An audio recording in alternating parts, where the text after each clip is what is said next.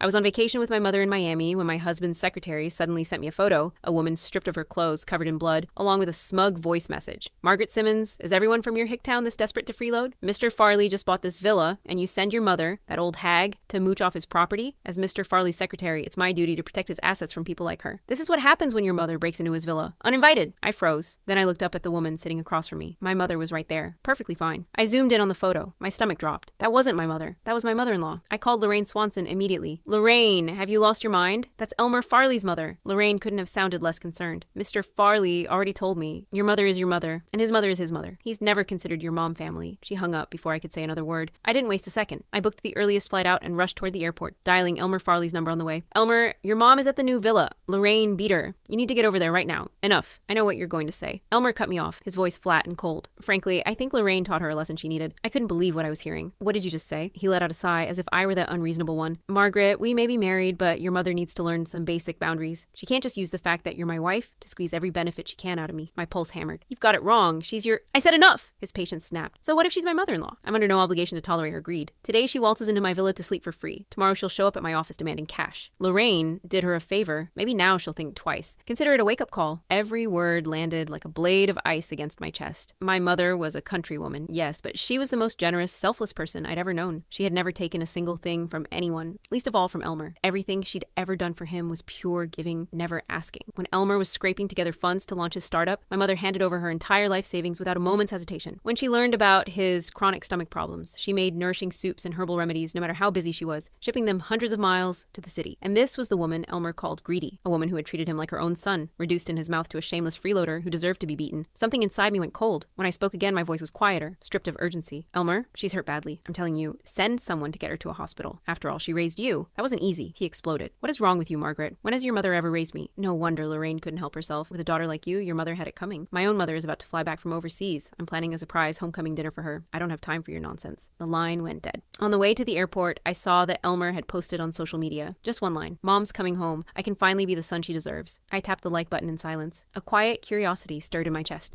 When he found out it was his own mother, Lorraine had beaten half to death. What would this devoted son do then? By evening, I arrived at Elmer's hilltop villa. The villa's courtyard was overflowing with flowers and balloons, and a grand golden arch stood at the center, emblazoned with bold lettering, "Welcome home, dear mother." Beneath the arch, every friend and relative of the Farley family had gathered. When they saw me arrive, a strange, complicated expression crossed each of their faces. I stepped into the courtyard and froze. There in the corner lay a body draped in a white sheet. Every muscle in my body locked up. Before I could speak, Lorraine stepped forward, putting on a pitiful expression as she addressed me. "Margaret, I only meant to teach your mother a small lesson. How was I supposed to know she couldn't take it? She just, had a heart attack and died on the spot.